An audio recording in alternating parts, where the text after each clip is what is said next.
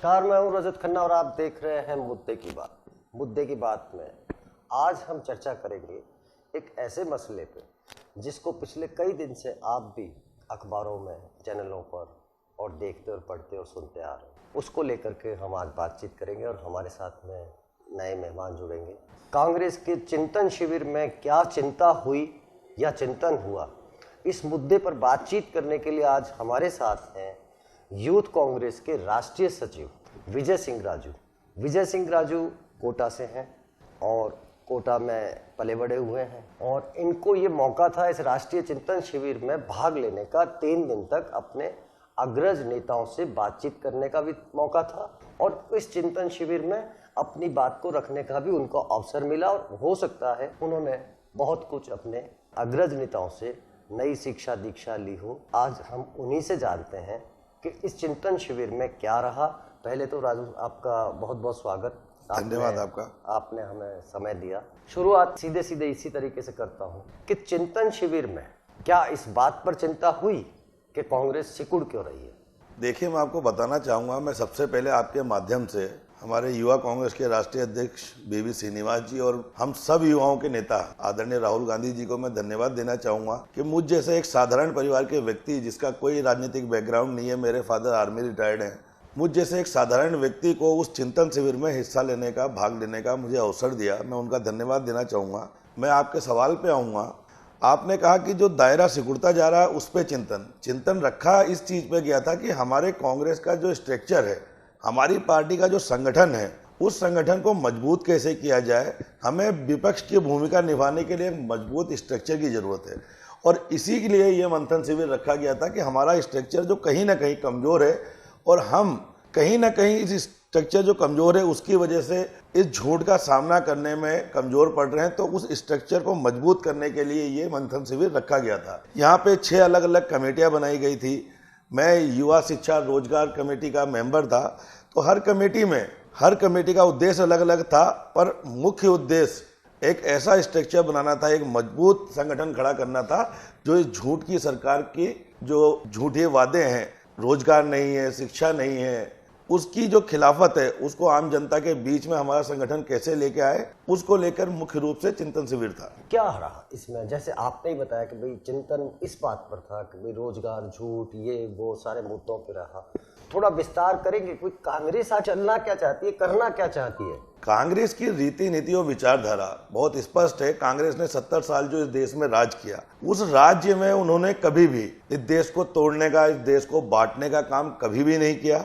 चाहे हमारे पड़ोसी मुल्कों से हमारे संबंध रहे हों, चाहे उनकी मदद करने का काम रहा हो, तो कांग्रेस ने सभी स्तर पर देश के अंदर भी और देश के बाहर भी हमारे देश को मजबूती प्रदान करने का काम कांग्रेस पार्टी ने किया। आज जो स्थिति है, आज की स्थिति है, जब 2014 में मोदी जी आए तो उन्होंने रोजगार के वादे किए, युवाओं को सपने दिखाए। जो 2014 से लेकर 2019 तक उनकी जो सरकार थी, उस सरकार में पूरे सपने युवाओं के मुंगेरी लाल के सपने की तरह हवा में उड़ गए।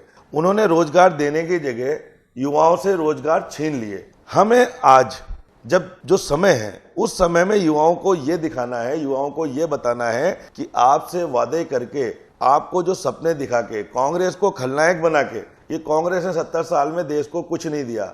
वो जो दिखा के बुरे सपने आज जो युवाओं को बरगला के सत्ता में आए, तो आज हमें स्पष्ट रूप से युवाओं को ही ये दिखाना है, युवाओं को ही जगाना है, युवाओं को ये बताना है कि आज आप खड़े होइए और आपका अधिकार मांगिए। आप मोदी जी से और उनके कैबिनेट से ये सवाल कीजिए कि आपने मुझे कितना रोजगार दिया, आपने मुझे कितना बिजनेस दे दिया। आपने कभी कहा पकोड़े तलिए, कभी कहा चाय बेचिए, पर रोजगार कहाँ है? तो हमारा जो मंथन शिविर था, जो चिंतन शिविर था, उसमें एक मुख्य उद्देश्य ये था कि हमारे नेता आदरणीय राहुल गांधी जी की अगुवाई में पूरे देश का जो हमारा युवा है, या यूथ कांग्रेस है, एनयूसीआई है या अग्रिम संगठन है, सारे हम लोग युवाओं को जगाने का काम करेंगे और युवाओं से हम युवाओं को इस बात के लिए राजी करेंगे कि आप खड़े होइए और आपका अधिकार मांगिए। अगर आपका अधिकार मोदी जी ने दिया है तो आप मोदी जी के साथ रहिए, और अगर आपका अधिकार नहीं दिया है तो आप खुल के मंच पे आइए और खुल के आप बीजेपी का विरोध कीजिए। राजू, ये तो हुई आपके बीजेपी के विरोध की नीति। विरोध के अलावा एक चीज और भी होती है कि भाई कांग्रेस आखिर चलना किस रास्ते पे चाहेगी।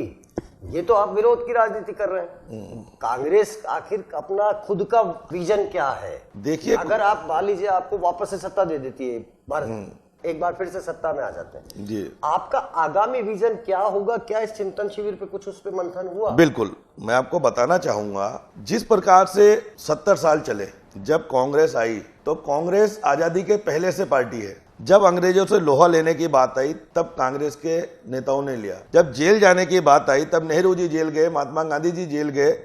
उसके बाद जब देश आजाद हुआ, अंग्रेजों ने भारत के टुकड़े कर दिए और भारत जो सोने की चिड़िया थी उसको लूट के लेकर चले गए। उस विषम परिस्थिति में देश की सत्ता संभाली हमारी कांग्रेस पार्टी ने। उस समय से लेके जो 70 साल का रोना बीजेपी पीटती है, उस 70 साल के बीच में एम्स आए, IIT आई, एयरपोर्ट आए, रेलवे आया, जितना विकास हुआ वो कांग्रेस के राज में ही विकास हुआ। उस विकास में युवाओं का जो रोजगार था, युवाओं को भरपूर रोजगार भी मिला। लेकिन जब लास्ट 2009 से 2013 की जो गवर्नमेंट थी, जो यूपीए सेकंड था हमारा, उसमें कहीं ना कहीं विदेशों में कच्चे तेल की कीमत बढ़ जाना, कुछ ऐसी नीतियां विदेशों की बदल जाना, उससे तेल की कीमत बढ़ गई, गैस सिलेंडर के दाम बढ़ गए, रोजगार युवाओं को ज्यादा चाहिए था। इन्हीं सब मुद्दों का फायदा उठा के उस वक्त बीजेपी ने एक रोड पे आके आंदोलन किया। आज स्मृति ईरानी जी ने उस टाइम चूड़ियां भेंट करने की बात की। उन्हीं सभी को लेके जब युवा हमारे खिलाफ हुआ, देखिए जिस तरफ युवा चलेगा उस वक्त सरकार बनेगी। युवा हमारे खिलाफ हुआ, उसका रिजल्ट हुआ कि हम 2014 में सत्ता से बाहर हो गए। अब हमारा मुख्य उद्देश्य, हमारा जो मोटिव है कि हमारी गवर्नमेंट आती है, हमारे नेता आदरणीय राहुल गांधी जी प्रधानमंत्री बनते हैं, बहुत स्पष्ट है।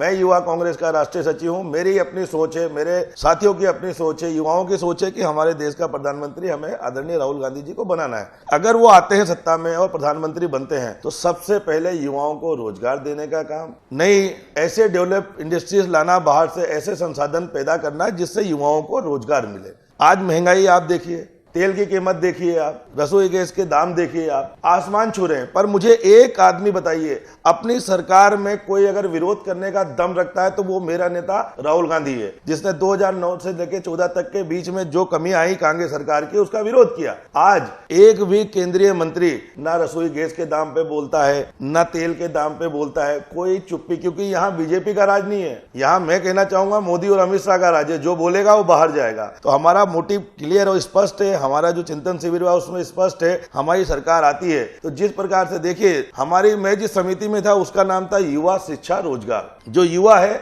वो जितना आप मान के चलिए जो शिक्षित होगा, जाके रोजगार के साधन ज्यादा मिलेंगे। मेरा आपसे स्पष्ट कहना है कि युवा आज सबसे ज्यादा देश में अगर कोई ठगा गया है तो युवा। चाहे आप रेलवे देख लिया, वहां निजीकरण हो गया, आप प्राइवेट निजीकरण आपका एयरपोर्ट पे पहुंच गया, तो कहीं ना कहीं युवा ही मारे जा रहे हैं। मेरा अगला सवाल आपसे यही है, युवा होने के नाते मैं अपनी चर्चा को बहुत ज्यादा आगे नहीं, इसमें युवाओं पे फोकस रखूंगा। खासतौर से आपने कहा रोजगार का मुद्दा बड़ा भारी मुद्दा है इस देश में। युवा क्या सोचता है कांग्रेस को लेकर? विजय सिंह राजू क्या सोचते हैं और क्या चाहते हैं कांग्रेस से? कि अगर कांग्रेस की सरकार आए, आप एक बार अपने आप को राष्ट्रीय सचिव पद से अलग हटकर एक युवा होने के नाते आप क्या मांग करेंगे कि भाई एक ऐसी क्या सरकार आए जो आपको क्या दे? देखिए, मैं आपको बताना चाहूंगा कि आज का जो युवा है, क्योंकि वो छला हुआ, धोखा खाया युवा है, उस युवा को एक बहुत उम्मीद थी। युवाओं को लगा कि मोदी जी के बातों में जो लच्छेदार बातें थी उसमें उनको बहुत उम्मीद थी कि उनको रोजगार मिलेगा, भर्तियां निकलेंगी, रेलवे में, आर्मी में ज्यादा भर्तियां निकलेंगी, और कुल मिला के युवा जो मध्यम वर्ग था, गरीब वर्ग था, वो लोग रोजगार ज्यादा मिलेगा। तो मैं एक युवा होने के नाते मैं अपनी सरकार से भी यही मांग करूंगा उस वक्त कि युवाओं के लिए रोजगार के संसाधन अर्जित किए जाएं। चाहे आप मल्टीनेशनल कंपनियां लाएं, चाहे आप आर्मी की, आप देखिए पिछला आंकड़ा उठा के देखिए, कई साल से आर्मी की भर्तियां नहीं हो रही हैं। रेलवे में निजीकरण आ गया, आप वहां भर्ती की जगह आप छटनी कर रहे हो, 72,000 पद खत्म हो गए। मेरी भी सरकार से यह मांग होगा, ये निजीकरण का ठप्पा जो है, इस ठप्पे को खत्म करके वापस सरकारी भर्तियां चालू करे, ताकि हमारे देश का जो एक गरीब परिवार का बच्चा है, एक मध्यम वर्ग परिवार का बच्चा है, वो सक्रिय रूप से इनमें हिस्सा ले और कहीं ना कहीं वो सरकारी पदों पे नौकरियां कर पाए। तो मेरा युवा होने के नाते, चाहे मेरी सरकार होगी तब भी मैं यही मांग रखूंगा कि युवाओं को रोजगार मिलना चाहिए। आपको ऐसा नहीं लगता है कि युवा होने के नाते मैं बात कर रहा हूँ, मैं लगातार रोजगार संकुचित होता जा रहा है, पद घट रहे हैं, बहुत बुरा हाल है, हमारे युवा बेरोजगार भटक रहे हैं। कांग्रेस ने अपना एक जो विपक्ष का चेहरा होना चाहिए, जो सड़क पे लड़ाई लड़ी जानी चाहिए थी, आपकी कांग्रेस खरी नहीं उतरी 7 साल 8 साल में, ऐसा क्यों? देखिए, मैं आपको बताना चाहूंगा 2014 तक हमारी सरकारें थी। 2014 में मोदी जी की जो बातें चली, एक हवा लगी युवाओं को कि नहीं, अब हमें एक नया रास्ता मिला है, वो रास्ता हमारी तरक्की का रास्ता है, वो रास्ता हमारी किस्मत के ताले खोलने का रास्ता है। 2014 से 19 तक उनको बार बार दिया गया और हम लोग बराबर साल बाई साल हमने विरोध किया, हमने रोजगार के आंकड़े पेश किए, लेकिन युवाओं के दिमाग में सिर्फ और सिर्फ एक बात थी कि नहीं, मोदी जी कुछ ना कुछ करेंगे, क्योंकि उस वक्त उनका पहला सीजन चल रहा था कि 2014 से लेके 19 तक का टर्नओवर उनका था। तो युवा वेट करता रहा और हम हर साल आंदोलन करते रहे, हर साल आंकड़ा बताते थे। ना मान सकता हूं मैं कि हमारी पार्टी सत्ता में ज्यादा रही, तो हमारे कुछ बड़े नेता जो हैं वो लोग सत्ता में रहे, तो कहीं ना कहीं मैं मानता हूं कि जो विरोध का कारण आप बता रहे हैं कि थोड़ा कमजोर रहा, तो मैं एक्सेप्ट करता हूं कि कहीं ना कहीं शुरू में वो विरोध का स्तर हमारा कमजोर था, लेकिन धीरे धीरे उनको भी समझ में आया कि विरोध हमें करना पड़ेगा। और खास तौर पर जो युवाओं को समझ में आया, जो यूथ कांग्रेस को समझ में आया, जो भी अपने नेता राहुल गांधी जी को स्टैंड करना चाहता है, उनके पीछे खड़ा है, उनकी बात से बात मिला के खड़ा है, उन लोगों ने विरोध बहुत तेजी से किया। पर जब 2019 तक का पूरा वक्त निकल गया और जब युवाओं को रोजगार नहीं मिला, तो आप देखेंगे, मैं कहना नहीं चाहूंगा क्योंकि मुद्दा होता है, आज सीधे आपको धर्म विरोधी, देश विरोधी बोल देते हैं, पर एकदम से घटनाएं बदल जाती हैं। और 2019 का जो चुनाव होता है, उस चुनाव में ना रोजगार, ना शिक्षा, ना महंगाई, कोई बात नहीं की गई, किसी भी स्तर पे आपकी बात नहीं की गई। वहां सिर्फ और सिर्फ बात की जाती है देशभक्ति की, सिर्फ देश की बात की गई, वो भी देशभक्ति ऐसी पार्टी के खिलाफ की गई जिसने अपने, चाहे आप महात्मा गांधी जी से ले लो, आप चाहे इंदिरा जी को ले लो, राजीव जी को ले लो, ऐसे सैकड़ों कांग्रेसियों ने अपनी कुर्बानी देके देश आजाद कराया, देश को मजबूत किया। उस देश को देश विरोधी साबित करके, आप अपने आप को देशभक्त साबित करके, पूरा चुनाव आप युवाओं को छोड़ के, रोजगार को छोड़ के, महंगाई को छोड़ के, आप पुलवामा के नाम पे लड़ते हो और आप वापस सत्ता में आते हो। तो कहीं ना कहीं उन्होंने मोटिव ही चेंज कर दिया। हमने विरोध किया कि रोजगार नहीं है, हमने विरोध किया कि महंगाई है, पर इन्होंने 2019 का जो चुनाव लड़ा, उस चुनाव को इन्होंने हिंदुस्तान पाकिस्तान कर दिया। आखिर अपना मोटिव चेंज कर लिया इन्होंने। आज आप देखिए, वापस आज का युवा, समय निकल जाता है, समय निकल जाता है, कुछ दिन आते हैं, आप किसी को बरगला सकते हैं, मैं आपको झूठ से कुछ पल के लिए अपना बना सकता हूं, पर सच से हमेशा के लिए बना सकता हूं। तो मैं आपको कहना चाहूंगा बहुत सीधा और स्पष्ट कि आज जो 2019 से लेकर सरकार चली और आज 2022 है, अब का जो युवा है लगातार हर साल हर महीने कहीं ना कहीं आंदोलन कर रहा है। आप देखिए, चाहे यूपी में ठीक है चुनाव जीत के आ गए, लेकिन आप यूपी में पटवारी की देख लीजिए, पुलिस की देख लीजिए, जितनी भी परीक्षाएं हैं, सबकी मांग करने को लेकर युवा रोड पे बैठा हुआ है। तो युवा आज जागा हुआ है और युवाओं के साथ में आज पूरी कांग्रेस एकजुट होकर उनकी लड़ाई लड़ने के लिए तैयार है, हर जगह लड़ाई लड़ रही है। मैं खुद महाराष्ट्र और मुंबई का प्रभारी हूं, मैंने हर जिले में महाराष्ट्र में साइकिल की यात्राएं की, साइकिल से हम लोग युवाओं को लेकर निकले। तो हम जितना ज्यादा मेहनत करेंगे, और हमारे नेता आदरणीय राहुल गांधी जी ने बहुत स्पष्ट तौर पे अभी कहा है, बहुत क्लियर, कि अब बिना पसीना बहाए आप सोचो कि संघर्ष होगा तो नहीं होगा। अब हर एक कांग्रेस के नेता को, हर एक युवा कांग्रेसी को अपने नेता आदरणीय राहुल गांधी जी के साथ में रोडों पे उतरना होगा, आम लोगों की आवाज बनना होगा, उनके घर तक जाना होगा और उनके लोगों को, युवाओं को जगाना होगा कि आप उठो, अपने अधिकार की मांग इस मोदी सरकार से करो। देर आए दुरुस्त आए। अगर आप कांग्रेस अपने आप को ये बदलती है इन सब चीजों को लेकर के, अच्छी बात है, मजबूत विपक्ष होना चाहिए, संघर्ष सड़कों पे भी होना चाहिए। लेकिन विजय सिंह जी, एक चीज मेरे को और बताइए, रोजगार अकेला मुद्दा केवल केंद्र का ही विषय तो नहीं है ना? बिल्कुल, आपकी सरकार भी चल रही है पिछले 4 साल से राजस्थान में जी, आप महाराष्ट्र में भी हैं, आप छत्तीसगढ़ में भी हैं जी। तो ऐसा क्या आपके मुख्यमंत्रियों ने काम करके दिखाया जो वो आदर्श आप प्रस्तुत करना चाहते हैं कांग्रेस के मॉडल का, आप क्या दिखाएंगे? देखिए, मैं आपको बताऊं, अभी आप पिछले कुछ दिनों की बात कीजिए तो शिक्षक भर्ती देख लीजिए, आप पुलिस की भर्ती देख लीजिए, कहीं ना कहीं जितना राज्य स्तर का अपना कोटा है, उस स्तर पे वो लगातार रोजगार की भर्तियां निकालने का काम लगातार जारी है। और मैं मॉडल की बात करना चाहूंगा कि हमारे, आपने जैसा बिल्कुल शुरू में कहा उस वक्त कि 2 स्टेटों में हमारी गवर्नमेंट फुल फ्लैश में है, छत्तीसगढ़ और राजस्थान। झारखंड और महाराष्ट्र में हम लोग गठबंधन में है। मैं आपको बताना चाहूंगा कि राजस्थान सरकार की जो नीतियां आ रही हैं, जो वो योजनाएं लेके आ रहे हैं, उन योजनाओं का लाभ आप चिरंजीवी योजना ले लीजिए, प्रशासन आपके द्वार ले लीजिए, जो भी योजनाएं आ रही हैं, उन योजनाओं को जनता कितना लाभ उठा रही है, जनता कितने खुश है, वो जनता के बीच में जाने से पता लगता है। प्रशासन आपके द्वार ले लीजिए, हर एक घर जिसका कोई पट्टा नहीं है, जिसपे आदमी ने अपने 10 लाख रुपए पूंजी लगा के, एक मध्यम वर्ग परिवार ने अपना घर बनाया हुआ, लेकिन उसका मालिक नहीं है वो, आप उसको उसका मालिक बना रहे हैं। आप उसको बिना ऑनलाइन कर दिया ताकि भ्रष्टाचार नहीं हो, ऑनलाइन आप आवेदन करिए और आपको सीधे आदमी घर का आपके निरीक्षण करने आएगा, आपको पट्टा बना के देगा। चिरंजीवी योजना में आपको 5 लाख रुपए तक का बीमा दिया जा रहा है, प्राइवेट हॉस्पिटल उसमें इन्वॉल्व है, आपका सारा इलाज आपका फ्री होता है। पेंशन योजना जो लागू की वो किसी सरकार ने लागू नहीं की, उससे जितना प्रशासनिक वर्ग है उन्होंने पटाखे चलाए, उन्होंने खुशियां मनाई। लेकिन राजू, अगर आप रोजगार नहीं दोगे तो पेंशन तक बाजी आएगी कहां से? रोजगार, आपको मैंने वही कहा सबसे पहले। मैं आपसे यहाँ पर थोड़ा सा असहमत इसलिए हूँ कि कोटा की धरती पे आप भी मैं भी हूँ जी। आईएल नाम की एक फैक्ट्री हुआ करती थी, याद जी है? बिल्कुल बिल्कुल बंद हो गई जी। उसकी एवज में क्या हुआ?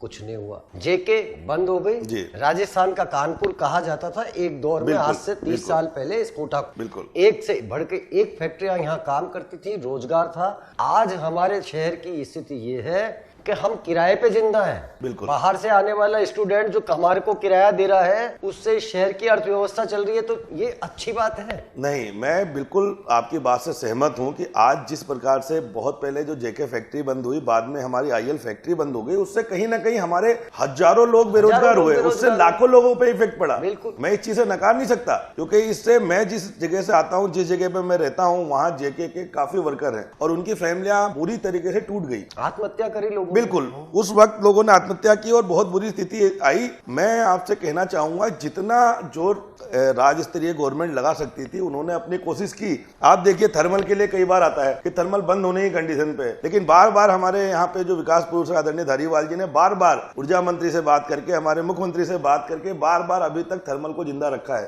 नहीं तो आपकी भी जानकारी में है, कई बार हमारे मीडिया से भी आया, अखबारों में भी आया कि थर्मल बंद होने की कंडीशन पे बंद कर दी जाएगी, लेकिन उनकी भी चाहत है। देखिए उनके हाथ में जितना है, जितना स्टेट गवर्नमेंट को पावर है, वो अपनी पूरी ताकत लगा के रोजगार जिंदा रखने की कोशिश कर रहे हैं। और उसके बाद जो चीजें सेंट्रलाइज हैं तो वो जिम्मेदारी कहीं ना कहीं सेंट्रल गवर्नमेंट की बनती है कि आप आगे आएं और आप रोजगार के साधन बचाएं। और आज मैं आपसे कहना भी चाहूंगा, बात चल रही है कोटा की, बात चल रही है हमारे दिल की, क्योंकि हम कोटा के हैं तो हमारा दिल कोटा का है। एक उदाहरण दिया है मैंने। बिल्कुल, तो कोटा की बात चल रही है। मैं कहना चाहूंगा कि आज स्टेट गवर्नमेंट में हमारे नेता आदरणीय विकास पुरुष धारीवाल जी हैं, सेंट्रल में आप इतने बड़े पद पे हमारे लोकसभा के अध्यक्ष आदरणीय ओम बिरला जी हैं, और मैं इन दोनों से आपके माध्यम से कहना चाहूंगा कि आज जिस प्रकार से ओम बिरला जी ने राष्ट्र स्तर पे इतना बड़ा नाम किया है, वो भी हमारे कोटा का नाम रोशन किया है। हमारे जो स्टेट के नेता हैं धारीवाल जी, वो भी बड़े नेताओं में शुमार है। हजारों करोड़ रुपए के विकास कार्य कोटा में चल रहे हैं, वो अद्भुत है और कभी सालों साल मुझे नहीं लगता है कोई नेता इतना विकास कार्य कर पाएगा। मैं आज आपको एक और मुद्दे की तरफ ध्यान दिलाना चाहूंगा कि मैं आपके माध्यम से ओम बिरला जी से भी मांग करना चाहूंगा, वो भी हमारे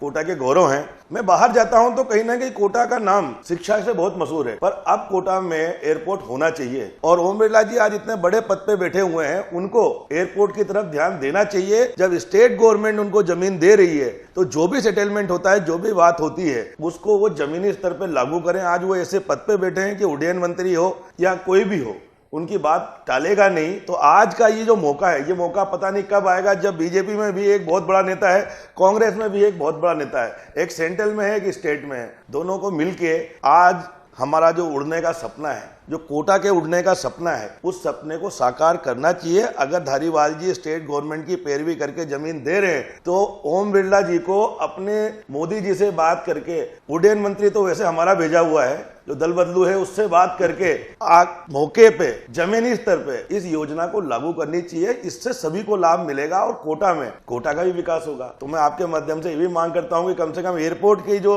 मांग है, सालों वर्षों से आम लोग, व्यापारी, शिक्षक, सभी लोग मांग करते आए हैं कि एयरपोर्ट होना चाहिए। जब सेंट्रल गवर्नमेंट जमीन दे रही है तो बनवाने में कोई हर्ज नहीं होना चाहिए। यहाँ पे मैं एक बार फिर आपके वो मंथन शिविर की ओर ले जाता हूँ, क्योंकि मामला जब युवाओं का है तो अब की बार कांग्रेस ने एक बड़ा अजीबोगरीब फैसला लिया है। अजीबोगरीब इस सेंस में मैं थोड़ा सा उसके ऊपर स्पष्टीकरण अपन बातचीत में लेंगे। 50% युवा होंगे 50 साल से कम उम्र के जी।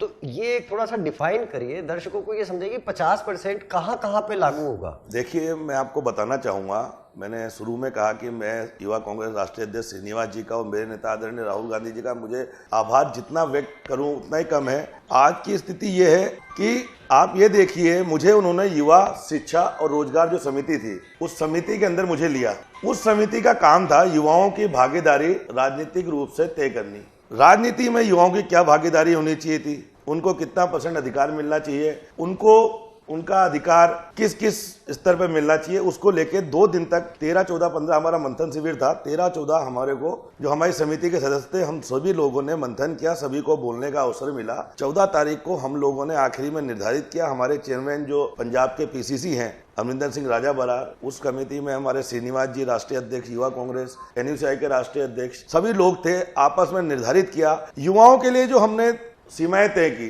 राजनीति 3 स्तरीय होती है, एक संगठन की, एक चुनाव लड़ने की और एक सरकारी नियुक्तियों की, जिसमें सरकार के द्वारा नॉमिनेट इलेक्टेड पॉलिटिक्स होती है।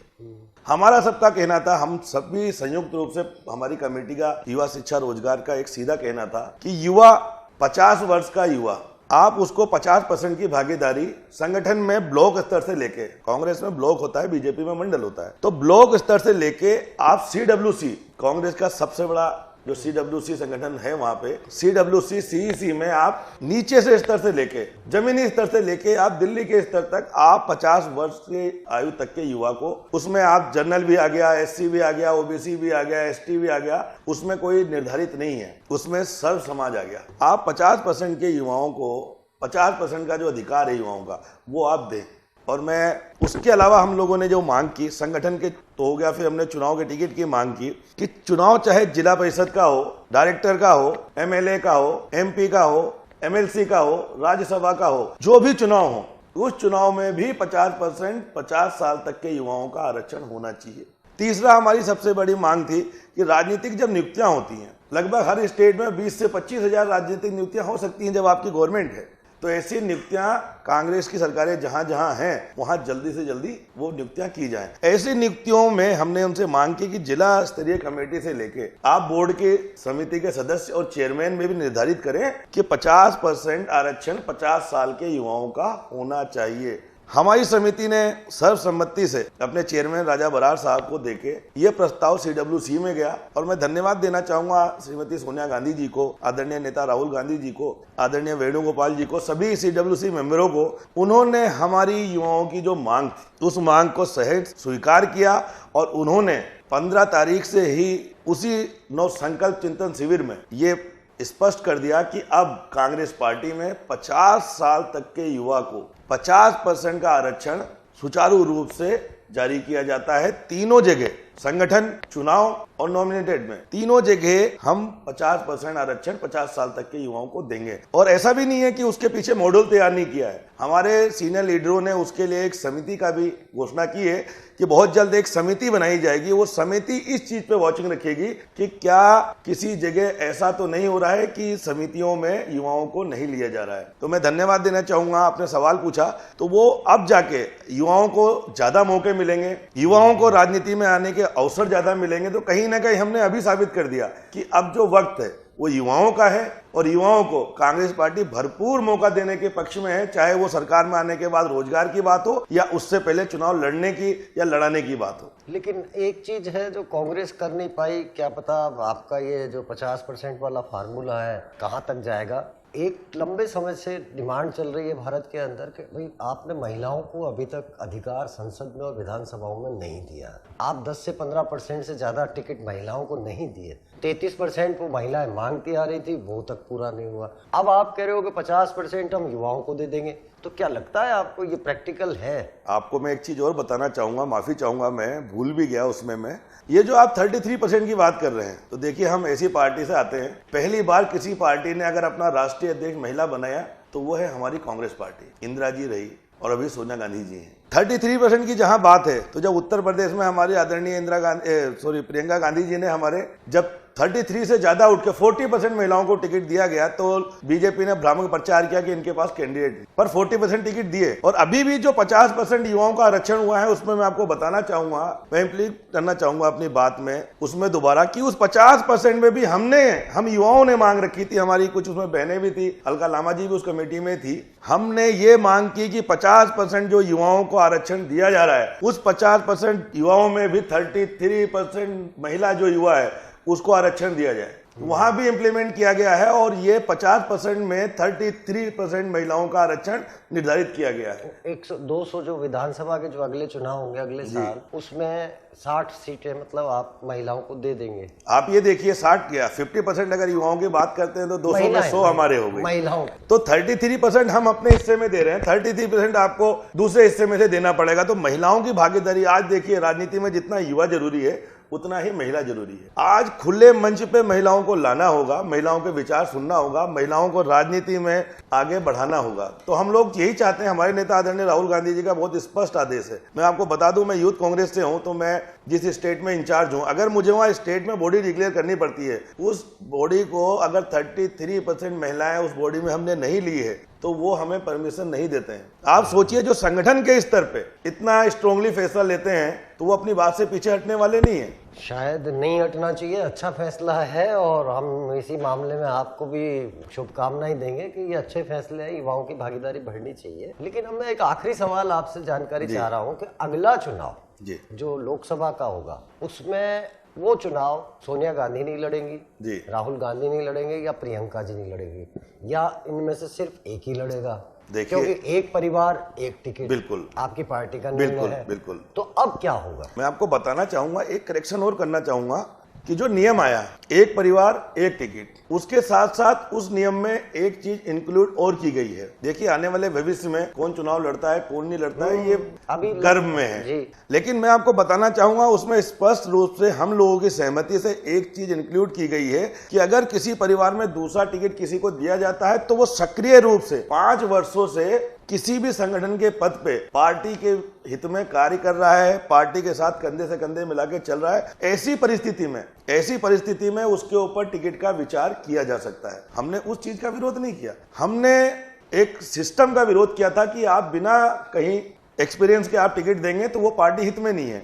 इसीलिए पार्टी ने फैसला लिया है कि एक परिवार से एक टिकट दिया जाएगा और अगर परिस्थिति ऐसी बनती है कि उनके परिवार से कोई दूसरा व्यक्ति लगातार पार्टी के किसी पद पे संगठन में काम कर रहा है, लगातार पार्टी हित में काम कर रहा है, तो उसको टिकट दिया जा सकता है। मैं आपको एक जो आपने सवाल पूछा वो बहुत अच्छा सवाल है कि हमारे नेता आदरणीय सोनिया जी चुनाव लड़ेंगे, राहुल जी चुनाव लड़ेंगे या प्रियंका जी चुनाव लड़ेंगे। देखिए, मैं स्पष्ट रूप से कहना चाहूंगा, एक हमारी त्याग की मूर्ति है और जिन्होंने एक रोल मॉडल कायम किया है, जिन्होंने सत्ता का त्याग करके, जिन्होंने सत्ता की भूख नहीं दिखाई, जिन्होंने कांग्रेस पार्टी के एक ऐसे साधारण व्यक्ति को मौका दिया आदरणीय मनमोहन सिंह जी को, ऐसी हमारी त्याग मूर्ति सोनिया गांधी जी हैं। सोनिया गांधी जी को प्रधानमंत्री बनने का कोई भूख नहीं है, कोई सपना नहीं है। दूसरा मैं आपको बताना चाहूंगा, आदरणीय हमारे राहुल गांधी जी, तो स्पष्ट रूप से मैं आपके माध्यम से कहना चाहूंगा, इस पूरे हिंदुस्तान में एक और एक व्यक्ति ऐसा है जो झूठ के खिलाफ, इस झूठी सरकार के खिलाफ, चाहे कोरोना काल रहा हो चाहे आज का टाइम है, हर एक जो गलत काम होते हैं, गलत फैसले होते हैं, उसका विरोध करने का काम हमारे नेता आदरणीय राहुल गांधी जी करते हैं। तीसरा आपने कहा प्रियंका गांधी जी के लिए, मैं आपको वो भी बताना चाहूंगा स्पष्ट तौर पे,